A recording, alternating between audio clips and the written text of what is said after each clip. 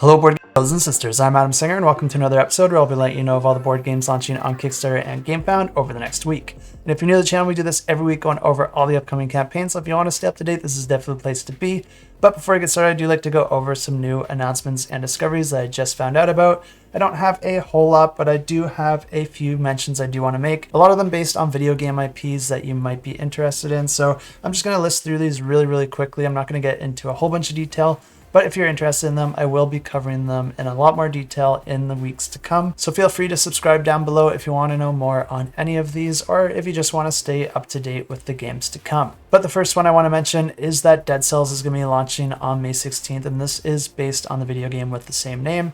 And another video game launching a board game adaptation is Apex Legends. And I'm really excited for this one because Apex Legends is pretty much the only video game that I play these days and try to keep up with because I just find it a ton of fun and I'm excited to see it in its board game form. But there's also a couple other video games that already do have board game adaptations, and they're going to be launching campaigns this month expanding on the content that they already offer. And the first one is going to be for Monster Hunter World Iceborne, which is going to be the successor to the original game. And then there is also an expansion to Assassin's Creed Brotherhoods of Venice, and this is going to be the Apocalypse expansion. Just a ton of video game content making its way into the board game world, so if you're a fan of video games, this is a great time to be into board games as well. And I am also happy to say that a lot of these games are really well designed. Involving IP like this into anything usually does get a bad rep.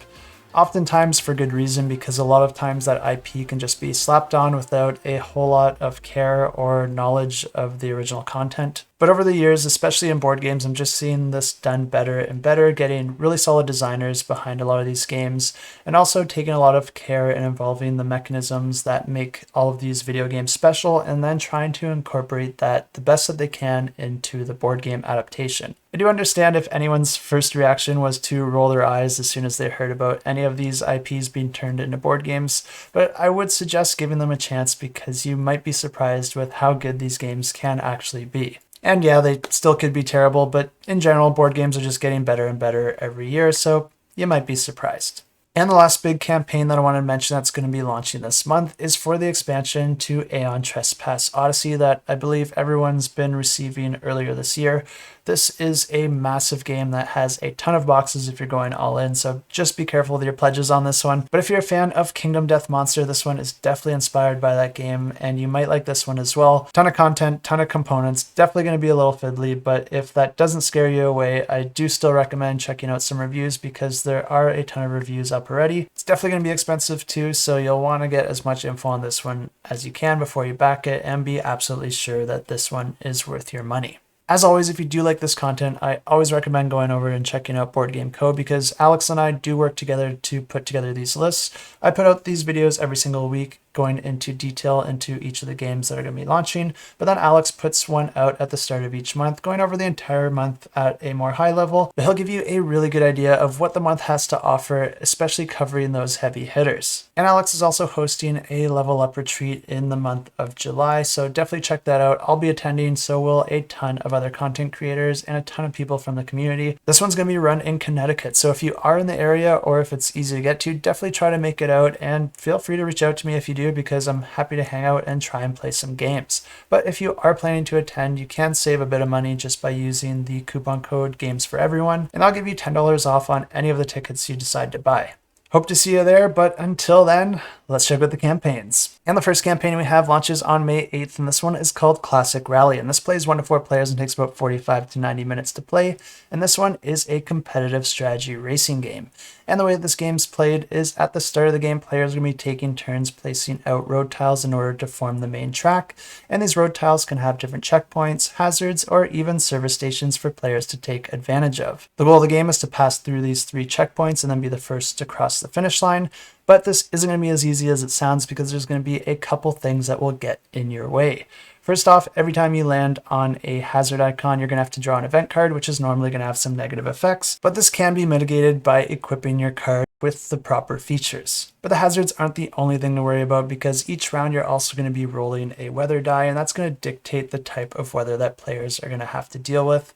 But once again, this can be mitigated against if you have the right features added to your car. But each player is not only going to be managing their competition card, because you also get an assistance card to try and take advantage of. And the way these cards work is that each one's going to have a board associated with them, and players are going to be assigning cards to them at the start of the game. Most of these cards can only be used by your competition card, but you can assign them to your assistance card just to hang on to until you might need them later. These different cards can upgrade different aspects of your car, like its suspension, its tires, or even its fog lights, or they could grant you with things like toolkits in order to fix damage, or even fuel, which you'll be using to move around on the board. But most of these will come into play by granting you extra movement in different situations, or helping you against different weather or hazard issues. Some of these cards are consumable, which means that you will be discarding them when you use them.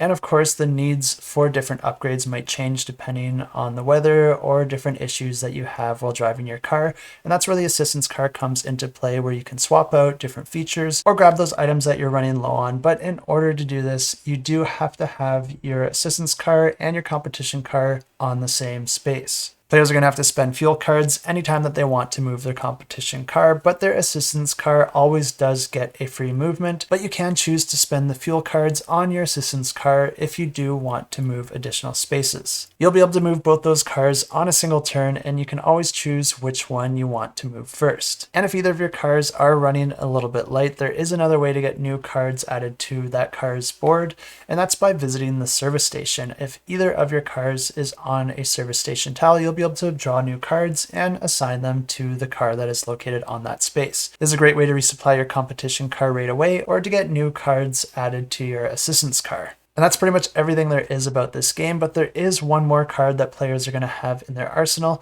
and that is their special power card. And each player is going to be starting with one of these at the beginning of the game. They're all going to be unique to that player, but these can only be used once. You're going to want to time it appropriately when you think you'll get the most benefit from it. And if this one sounds interesting to you, you can check out the link to the campaign, which I have in the description below. And we do have quite a few games launching on May 9th, but a couple of these I was expecting to launch last week or several weeks ago, so I do already have footage for them. And the first one is for Skytear Horde, which plays 1 to 3 players. It takes about 30 minutes to play. And I'll just go ahead and roll my previous footage for this one now. And this is a really interesting one for a few reasons. This one's inspired by tower defense video games, but then it plays similarly to one of those head-to-head card battlers like Keyforge. The thing that really sets this apart from all those games is that this one was designed first and foremost as a solo or cooperative game. But if you are also interested in competitive, this does offer it as well in a one versus many mode. But the way that this game works is you're going to mix and match a few choices at the start of the game. You're going to be choosing a castle to defend, but then you're also going to be choosing your legendary heroes that you're going to be using to rally your troops with, and then you're going to be choosing the alliance decks that you want to include in the game. And there are a few different pre-made decks that you can choose from, but as you get more familiar with the game, you can also mix some of these decks together and create different varieties that don't come exactly pre-made out of the box. And to play the game, you're going to be going up against hordes of monsters that are swarming from a spawn gate. And you're going to be defending in 6 different lanes, and this picture outlines a little bit of what that looks like. Different monsters are going to be approaching through different lanes, and you're going to be issuing your cards out into the play area, and then any cards that are in line with another monster in that lane are going to go head to head and attack each other. But if there is not a monster in that lane, then you're going to instead attack the spawn gate that the monsters are coming from, and your goal is to try and destroy that gate. But if there's any monsters that are in a lane that you are not defending, then they're going to be able to strike your castle. And of course you lose if your castle is destroyed or if you run out of cards. And the interesting thing about this game is that you do not draw cards every time it is your turn. Instead, you earn cards by performing different feats in the game and destroying different monsters. So you really want to keep that in mind, and you really have to manage the cards that you have and try not to lose them carelessly. And that definitely can happen because there are smaller monsters that can come out of that spawn gate, but rather than going into the typical lanes to attack you, they're going to go around the lanes and just start pilfering your castle. These monsters don't stick around too long and they'll leave on their own, but if you allow them to do that, they're going to be stealing a few cards of yours, which are a precious commodity in this game. So you might want to attack them as well to try and stop them in their tracks. If you survive long enough and you're able to take out those spawn gates, then eventually you're going to be going up against the Outsider, which is sort of a final boss in this game. And this is going to be an epic showdown where if you come out successful, you will win the game. And this is one of those games that kind of came out of nowhere for me. I wasn't keeping an eye on this game, but as I did more and more research to do this video, I just got more and more interested in this game. And everything I'm seeing from it looks really solid. And a cooperative card battler is not a game that I currently have in my collection, so there's definitely a spot for this one. And I'm really interested to learn more on the mechanisms of how you earn cards in this game, because that's something that I really haven't seen before and sounds really cool. This campaign will also be including their original Skytear game, so if you're interested in that as well, this is also a great time to jump in on that. And if you are interested in this at all, I highly recommend clicking that notify me button, because this has a really nice early bird with an entire promo deck that you'll get absolutely for free. And just a small teaser here, but the price on this one is pretty reasonable as well. And yes, you can go crazy on the deluxeification if that's what you're interested in. Also launching on May 9th, we have Leviathan Wilds, and this plays 1 to 4 players and takes about 45 to 90 minutes to play. And this is another one that I do already have footage for, so I'll just go ahead and roll that as well. This is a cooperative game that takes place in a world with friendly colossal beings, but unfortunately these beings are being corrupted, which is making them very aggressive, and it's up to you and your team in order to free them. And the game's going to offer a whole bunch of different Leviathans provided in a spiral booklet, and there's going to be about 20 different Leviathans for players to go up against, each of them playing very different from each other, offering a different difficulty, coming in different shapes and sizes, and also coming with their own unique Leviathan deck. And players are going to be climbing and trying to reach different areas of the Leviathan to try and destroy the crystals that are corrupting them. But the Leviathan will retaliate at the end of each round, potentially damaging players or knocking them down to a lower area on the board. And the more that you climb around on them, the more that they will get agitated, so their threat level will be increasing throughout the game, making the retaliations even more deadly. And the first thing that happens each round is that you're going to be revealing the next card in the Leviathan deck. And each card has a few different actions on it that correspond to different threat levels throughout the game, and the action that matches the Leviathan's current threat level is the one that will get activated at the end of the round. And with that information, the players will know how the Leviathan will retaliate at the end of the round, giving the players some time to adjust their positioning or prepare for that incoming retaliation. Players will then take turns using cards in their hand, and the cards that they have will have an action point value as well as a special ability, and these are dual use cards, and you'll be able to choose which of those that you want to use. But at this point in the game, you're going to be using them for their action points, and you'll be spending those action points to perform different movements like climbing, descending, or jumping to different areas on the board. Or you can also use those action points to rest, which will refresh your deck of cards, putting your discarded cards back into your hand, because your cards also kind of act like your endurance, and if you ever run out of cards, you're going to be losing grip on the Leviathan and fall into a lower area of the board. But the catch here is that you can't rest wherever you want. You have to be at a spot where it's safe to rest, so you're going to have to make sure you have enough cards to get there before you're able to take that action. But the other actions you can perform are to heal some of your wounds, damage the crystals, or gather cubes in order to level up your character. But for any of the cards that you're not using for its action points, you can instead use its special ability, and you can do this at any point on any player's turn, and you can even use that card to help other players. I really like this because it adds more player interaction and encourages players to work together to get the most out of their actions. But of course, also doing this is going to make you run out of cards quicker, so you really want to be careful when you're using your cards. After all the players have played all the cards that they want, you're going to draw back up to a hand size of 5 cards, and then you can also level up your character by spending the cubes that you've collected so far. And then at the very end of the round, that retaliation card that we drew at the start of the round is going to get activated and affect any characters that get caught in the way. And then the rounds continue like this until either the players have destroyed all the crystals, freeing the Leviathan from its corruption, or if a player gets so exhausted that they can no longer go on, then that's going to trigger the last round of the game, and players will have that final round in order to try and save the Leviathan. And there's a really neat aspect in this game that causes players to get exhausted that I haven't talked about yet, and that is the way that the health track and the exhaustion track work together, because they're actually the same track. This track will actually have 2 cubes on it. One represents your health and one represents your exhaustion. And as you lose health, you're going to be moving that token over to the right, but then as you gain exhaustion, you're going to be moving the exhaustion token to the left. And if those 2 tokens ever overlap on each other, then that player is going to trigger the final round of the game. And as always, you can find links to this and all the other campaigns in the description below. Also launching on May 9th, we have Raising Robots. This plays 1 to 6 players and takes about 60 to 90 minutes to play. And in this game, players are going to be trying to build their robots. You're going to have your own personal player board that you're going to be filling with different robot blueprints throughout the game, trying to acquire the resources and move those through the different phases in order to build those robots.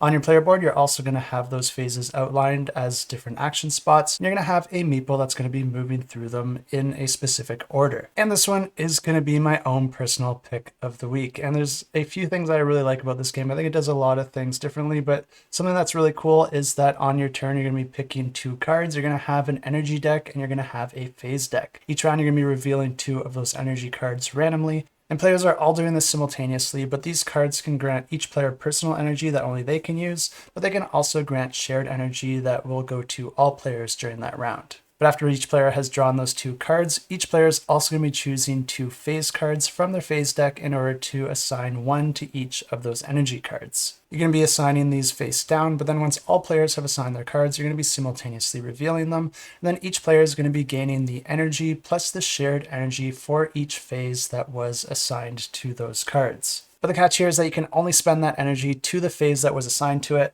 but you can also boost that energy amount by spending some of your battery resource. Players will then be simultaneously moving their meeple through the different phases on their own personal player board in the proper phase order, spending any energy that they have for those particular phases. Spending energy at the design phase will gain you robot cards, while the fabricate phase can gain you different parts in order to build those robots. The recycle phase will gain you more batteries, and then there is also the assemble phase where you can pay resources and energy in order to build robots that you have the required parts to build. And you can kind of see it in the bottom right corner of this image, but there's actually 3 different types of robots, and there's going to be a row for each of those types, which means that every time you build a robot of a specific type, it's going to be going into the appropriate row. The different types of robots can give you different bonuses specific to that type, but these rows also work as a way to limit the amount of robots that you can build of each type. Of course, building a robot will grant you victory points, but they can also come with special actions, acting as an additional action location that you can spend different resources or energy in order to activate. The final phase is the upgrade phase, where if you spend energy there, you'll be able to upgrade your robots or even the other action spaces. But upgrading those actions isn't the only way to get more out of those actions, because the more energy that you have available to spend for each of these phases will actually unlock more options for you to perform when you go to perform that phase. The game continues like this, with players choosing cards at the start of the round, issuing their energy to the different phases, and then performing those different actions in the proper phase order. And then players will be adding up their victory points from a few different sources. You'll be getting victory points for the robots that you built,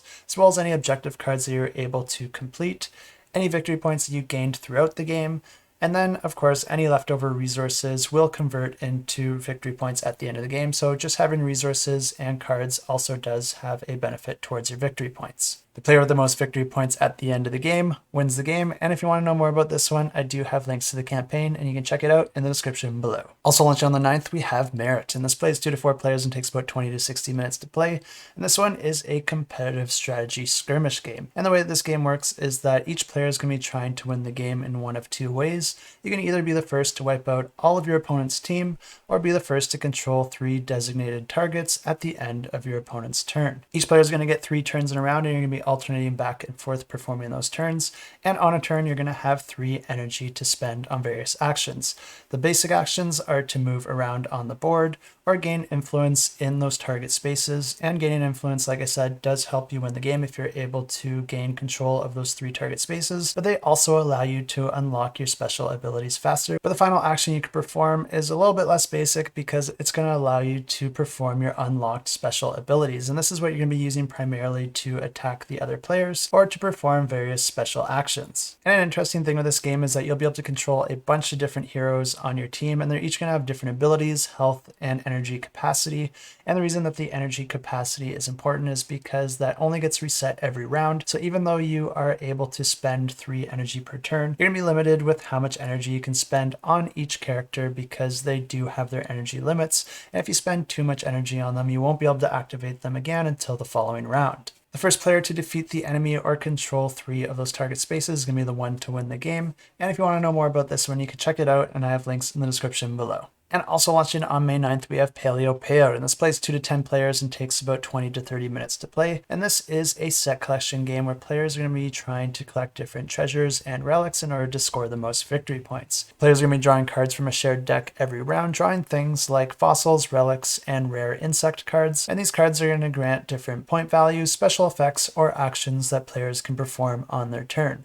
There's also a special card known as the Dig Kit, and this comes into play when collecting the treasure cards. And there's 6 treasure cards in a game, and they're placed out separate from the deck, and once all those treasure cards are depleted, that's going to trigger the end of the game. So if you do have a Dig Kit, that does give you a little bit more power because it's going to allow you to throttle how quickly or how slowly you want the game to come to an end. If you got a bit of catching up to do, you might want to delay that as much as possible, but if you are currently the player that's ahead, that's going to incentivize you to try and grab those treasure cards as quickly as possible. Each player's turn within a round allows that player to play 1 card from their hand, gaining any points that that card might issue for that round and also performing any special effects. And the goal of each round is to try and have the most points at the end of the round because each round also has an active buyer card specific for that round, and whichever player has the highest points is going to be the one to acquire that card. These cards are important because they give you different scoring objectives and opportunities to gain victory points, which is really nice if you want to be the winner at the end of the game. And if this one sounds interesting to you, you can check out the link to the campaign in the description below,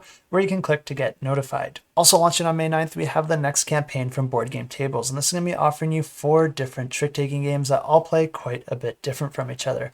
I'm going to be starting with the one that I am most interested in, and this one is called Bacon. And this plays 3 to 6 players and takes about 30 to 90 minutes to play. And this one is probably the least accurate to a traditional trick-taking game because your goal in this game is not to accumulate the most tricks. Instead, it's to try and get rid of all of your cards first. But there is a little bit more to that, and I think it's really interesting, and I will come back to it in a bit when I get to how the scoring works. And in this game, you're going to be playing as teams, so not only do you want to get rid of all your cards as fast as possible, you also want your teammates to get rid of theirs. Each round starts with the lead player playing a card or combination of cards to the center of the table, and there are a whole bunch of different combinations of cards that you can play, but then the next player to the left of you can choose to play a similar combo but higher, or choose to pass if they're not able to play any of their cards. This continues around the table with players choosing to play whatever cards that they can, but anytime that a player plays cards into the middle of the table and then all the other players pass, that's going to trigger the end of the round, and then that player becomes the lead player for the following round. And the rounds continue like this until a single player is able to get rid of all their cards, and the interesting thing about this is that only that player's team is going to be able to score points for this round. So once they've got rid of all their cards, they've locked in the fact that only their team can score victory points, but the amount of victory points you get that round depends on the order of the remaining players getting rid of all their cards. If your team members are able to get rid of all their cards before any of the opposing players do, that's going to get you the most points within a round. But each time an opposing team member is able to get rid of all their cards before your team members, that's going to reduce the total amount of points that you can get. This means that you don't only care about the number of cards you have in your hand, but you also care about the number of cards that your teammates have, because you want to try and get everyone to lose all their cards first, but then also as quickly as possible in succession. And the game does offer you a fancy trick to try and help out your teammates, because anytime that you win a round and you become the lead player, you can actually choose to pass off that role to one of your teammates. So if you see someone with a ton of cards left in their hand and you're not concerned about the other team getting rid of all their cards first, you can always pass off the lead role to that teammate so that they can play some of their cards and get them out of their hand. And of course, after a few rounds and the end of the game is triggered, it's the team with the most victory points that wins the game. And the next trick-taking game offered in this campaign is called Pies, and this plays 3 to 5 players and takes about 20 minutes to play. And this one does play more traditionally to your typical trick-taking game, but it does add a few unique twists. In this game, players are going to be trying to collect combinations of ingredients in order to prepare the tastiest pies to score them the most victory points. There's going to be 6 tricks per round, with each player contributing 1 card to each trick, and then each of these tricks is going to be resolved following normal trick-taking rules. But the difference here is that the player that wins the trick trick does not take that entire trick into their supply as victory points like most trick-taking games.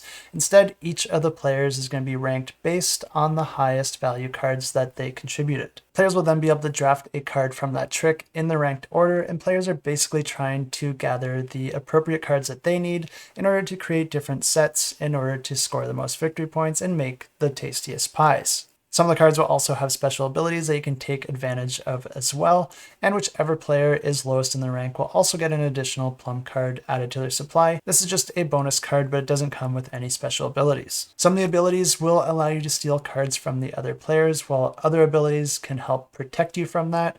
But if you're able to take the appropriate ingredients and create a pie, that will lock those cards away and secure those victory points for you at the end of the game. And of course, at the end of the game, the player with the most victory points wins the game. And the third game offered in this campaign is called Lunar, and this plays 2 to 4 players and takes about 20 minutes to play. And this is another trick-taking game that does play more traditional to trick-taking games. But the thing that makes this one a little bit different is that you're not just going to be playing 1 card per trick. Instead, you're going to be playing 2, because this game offers player with 2 different types of cards. There are your moon cards, and then there are your animal cards. And whenever you're going to play cards into a trick, you're going to be combining these together in order to form the value and suit of the card that you're going to be contributing to that trick. This means that players will have a lot more options at the start of the round than they will at the end, because you're going to be using up those cards and depleting the cards that you have left. This means that you're going to have to decide which cards you want to save for yourself later in order to try and maximize the amount of tricks that you'll win overall. Players are going to be gaining points each round based on the number of cards that they acquired, as well as the number of tricks that they're able to win. The game ends once a player reaches 30 points, and then that player wins the game. And the last game offered in this campaign is called Mori, and this plays 3 to 5 players. It takes about 20 minutes to play, and I personally think the artwork on this one looks really cool, so I'm sad to say that I couldn't really find any info on how this game plays. But what I do know is that this game is going to be incorporating dice in addition to the cards, allowing players with different ways to manipulate their hand and form different tricks for them to find their way to the best possible score. But if you're interested in any of these, or if you just love trick-taking games because they are pretty awesome, you can find links to this campaign in the description below. And of course, you can click that notify me button if you want to get notified once it launches. Also launching on May 9th, we have the Great Rat Wars, and this plays 3 to 5 players and takes about 60 to 90 minutes to play. And this one looks like a really fun one versus many tactical skirmish game, where one player is going to be playing as superhuman rats that are trying to take over the city. And then the other players are going to be playing different groups of humans trying to push those rats back. For either side to win, all they have to do is be the first to score 4 victory points, and the rats are going to be doing this by destroying the humans. But then the humans have a couple ways to do this. They can either do this by destroying different dumpsters or by defeating those lead rats. Each human player is going to be controlling a party of 3 humans, each with their own health and special abilities. But then the rat player is going to be controlling 2 powerful lead rats that also have special abilities. Then they're also going to be controlling different smaller rats that they'll be able to spawn throughout the game. And these are going to be represented by these dice that you can see scattered out on the main board. And the board's going to have a whole bunch of different obstacles and buildings that can block the humans' paths, but then there's also different tunnels that players can use to navigate to different parts of the board quickly. And then there are the dumpsters, which the humans will be trying to destroy, but then they are also spawn points for those smaller rats. And one thing I really like about this game is that even though you're controlling 3 different humans, it's not as overwhelming as it sounds, because on your turn, you're only going to be able to choose one of those humans to activate. And once you've activated that human, you can't activate it again until you have activated the other 2. Each time you activate one of your humans, you're going to be able to perform 6 different actions. And there are 3 standard actions for moving, attacking, or performing a ranged attack. But then for each of those, there's going to be an associated unique action specific to that character, which is going to have a different variety of attack power or different abilities. But because each of those unique actions are associated with one of the basic actions, it means that if you're going to perform that action on your turn, you can only perform one or the other. But there are a few other basic actions that you can perform on your turn that aren't associated with any other actions, which means that you can just go ahead and spend an action point on your turn to perform them without limiting your other actions. And the first one allows you to move by activating one of your movement cards. And there are a bunch of different movement cards in the game, and each of them is going to have some sort of different pattern dictating where you can move relative to your current position. Another action you can perform is to search a dumpster, and whenever you do this, you're going to be finding different parts that you can use to build bombs, which you can then use in one of your other actions in order to blow up one of those dumpsters. But of course, with all these different characters performing all these actions individually, it probably means that you'll have to pool your parts together in order to build those bombs a little bit faster.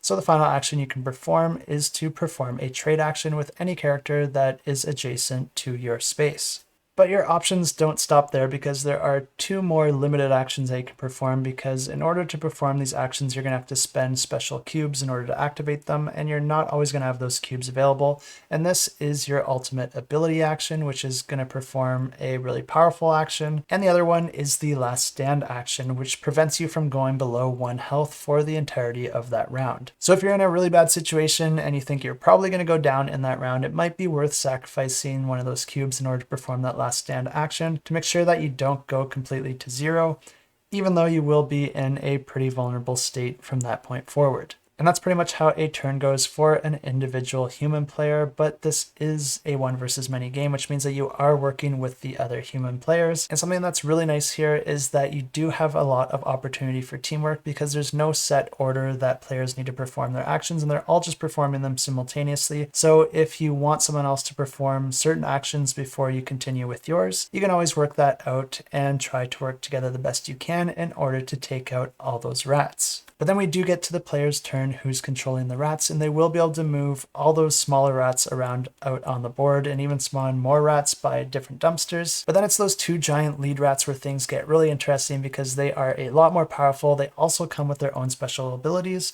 work very similar to how the humans work, but they do have a limited amount of actions that they can perform. But that rat player does have a lot more at their disposal with all those smaller rats scattered around on the board, so there is a lot of opportunity to be strategic here. The game continues like this, with the rat player and the human players alternating turns, and then the first player to get to 4 victory points wins the game. And of course, if you're interested in this one, I'll have links to their campaign in the description below. And those are all the campaigns this week, but don't leave yet, because as always, we do have a few awesome giveaways to announce. And the first one is going to be for the 18 Hex Games Collection. And this one's a really nice giveaway because it's actually going to get you the entire collection.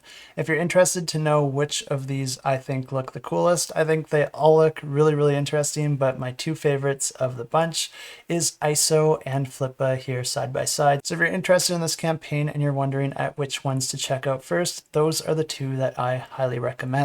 But there's 6 games here, so I can't possibly go over all of them in this little giveaway announcement. But if you do want to know how each of these individual games play, I did put out a video that you can check out called Short Preview of 18 Hex Games Collection. That'll give you a breakdown of every single one of these games, all in less than 8 minutes. And under this giveaway, all you have to do is leave a comment down below, and you can say anything that you want. But if you are looking for a suggestion, I'm actually looking for suggestions for maybe some different content or collaborations that you might like to see. And I'm specifically asking for this because I only just recently started working with the team running the Level Up Retreat, and I'm wondering what sort of content I can release as part of that, or maybe what I could do for the event, or what other content creators you might want me to work with, and what sort of collab would you like to see. One idea that was suggested to me was to put together a top 10 list of games that I think are the best to play or bring to conventions. So maybe if you don't have any ideas for specific content, you could just maybe give me some suggestions or games to think about that you really like to play at conventions. And if you could also tell me why you would pick that game, that would also help me with putting together a list like that. But like I said, you can also just say anything you want in the comment section. So if you don't have any suggestions, that's absolutely fine as well.